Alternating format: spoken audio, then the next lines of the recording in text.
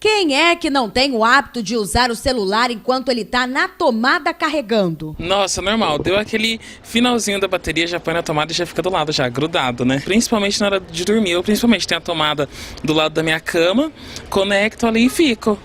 Até dar o sono. Mania que parece inofensiva, mas nem sempre é segura. Segundo especialistas, pode oferecer até riscos de vida. Um jovem de 22 anos de Taubaté morreu este mês após tomar uma descarga elétrica ao usar o celular enquanto ele carregava. O jovem teve 9 paradas cardiorrespiratórias e morreu no hospital. Depois de mais esse caso, abriram mais discussões sobre os riscos que o uso inadequado do aparelho pode oferecer para o usuário. Várias condições adversas, né, tem que ter acontecido, né? Por exemplo, ele poderia estar com a mão molhada, né, e de alguma forma úmida, né, suada mesmo, né? Ele poderia estar com um aparelho, né, inadequado, um carregador pirata com fio descascado, né?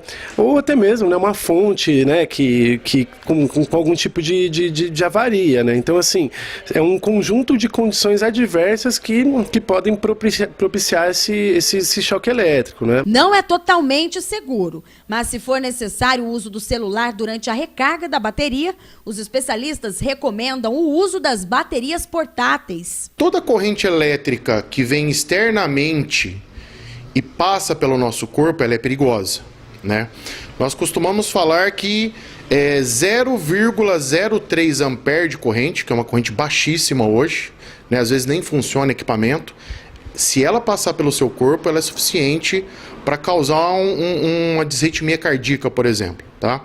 E os piores choques hoje que o ser humano pode tomar é aquele que a corrente elétrica ela passa pelo seu corpo e passa na região do tórax, que é o coração. Para a pessoa ter tomado um choque, na verdade, existe a combinação de duas grandezas elétricas, tá? A primeira grandeza elétrica é a tensão e a segunda grandeza elétrica é a corrente. A combinação dessas duas grandezas pode, com um potencial suficiente, ela pode fazer com que a corrente passe no corpo da pessoa, né, e cause essa anomalia, por exemplo, cardíaca, né, de parar o coração. Acidentes com o celular já aconteceram outras vezes. Além da descarga elétrica, tem também explosões, queimaduras, muitos casos graves. Os especialistas recomendam cuidados que podem evitar acidentes, como deixar de dormir com o aparelho perto do corpo. Então a gente vai emanar calor, né, e todo o calor é prejudicial para a bateria, né, e para os equipamentos eletrônicos em geral, né? Ou seja, a gente está ali, né, com lítio, né, que tem dentro da bateria,